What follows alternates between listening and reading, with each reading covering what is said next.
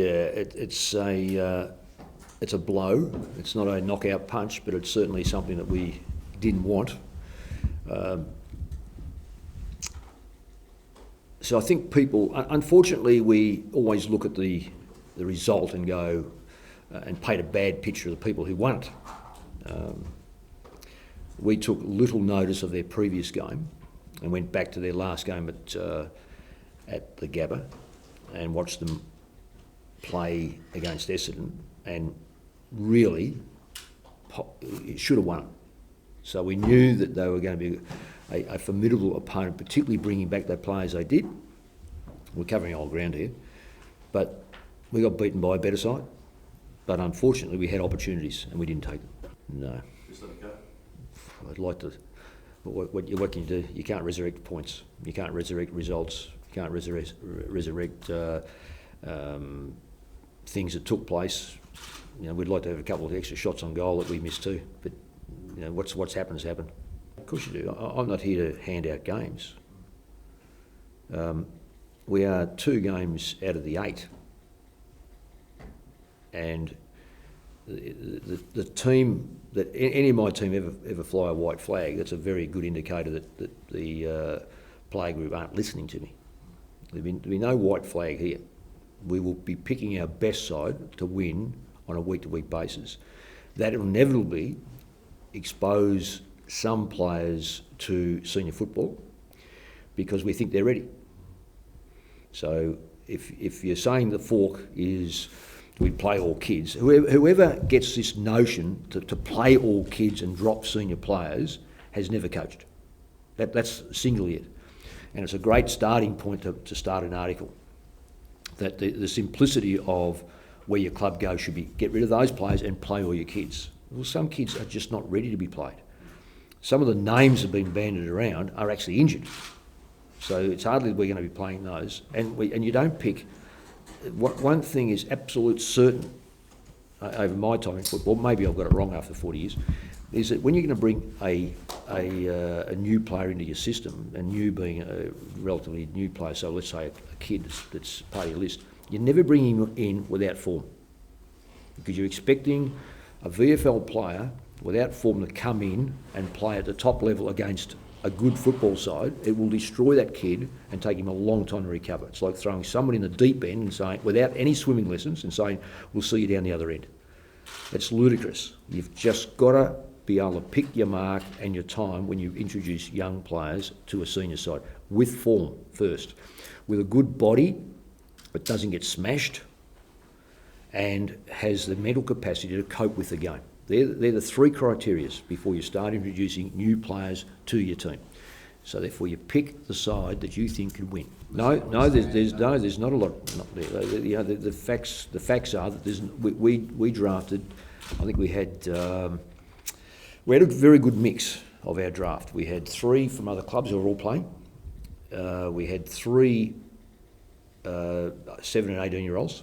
One of them's got a broken leg in Cripps. The other 2 boys are not ready. One's close, and the other one is injured as well. So we've got 1 out of those 3.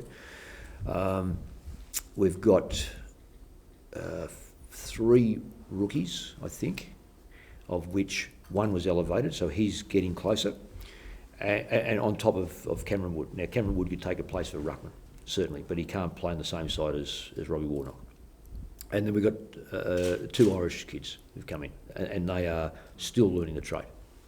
Right, on the back of a couple of players from the previous year who are not ready for senior football. So we are a very young reserve side.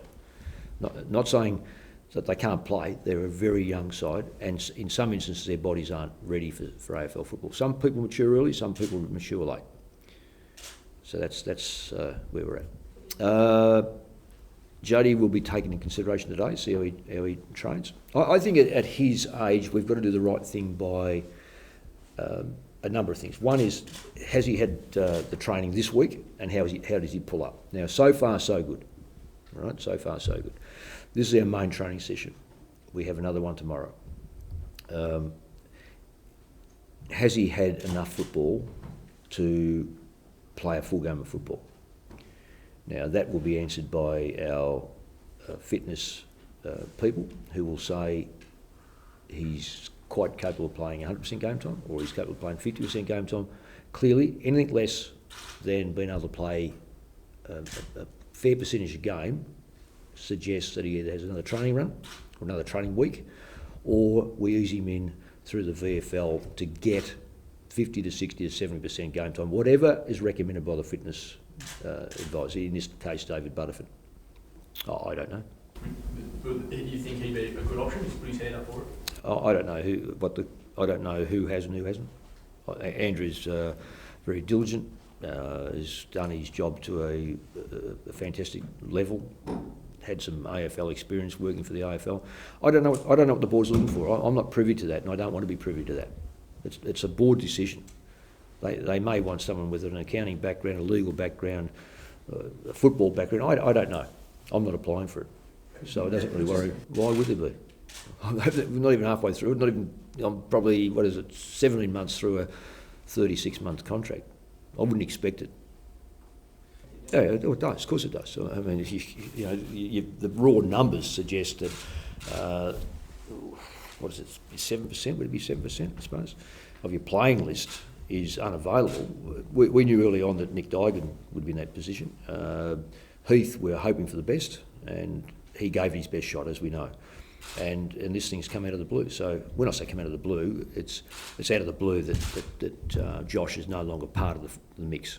Yeah, because there's three players that all play senior football. But on the same token, we will go through our list and pick the appropriate players, because there's not one player in history that hasn't been able to be replaced, regardless. You don't necessarily replace the same type of player, but it might be a shuffle within the side. Look, I don't want to beat this drum too much, but Sydney are a formidable opponent.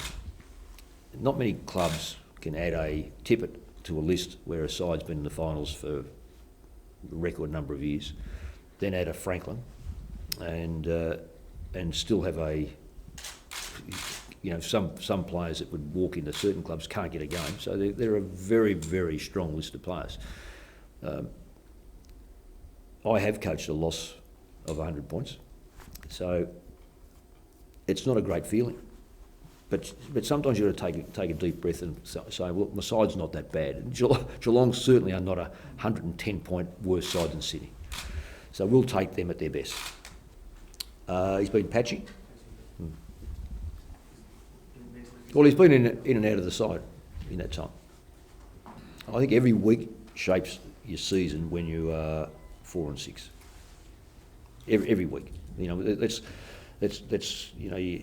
can colour it and style it and whatever you want to do, but every week that we put our side on the ground, we are getting either closer to the 8 or further from the 8. And that's just straight language, isn't it, really? I mean, 4 and 6 goes to 4 and 7 or goes to 5 and 6. So we know what's at stake. I can't do that because, there's a new board coming in, or there's a new president. And coaches don't determine how long they stay. Let's get that straight.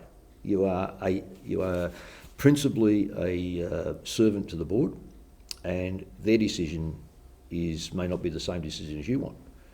So all I don't get caught up in that sort of stuff. In fact, it's been a rarity in my coaching that I've ever coached beyond a 3-year contract. In fact, I think I may have signed a 3-year contract when I first went to Collingwood.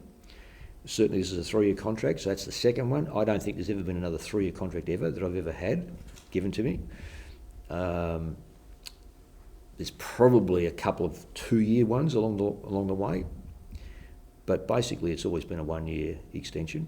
And I've never panicked about it, and I'm not about to now, particularly when my money's still into my second year.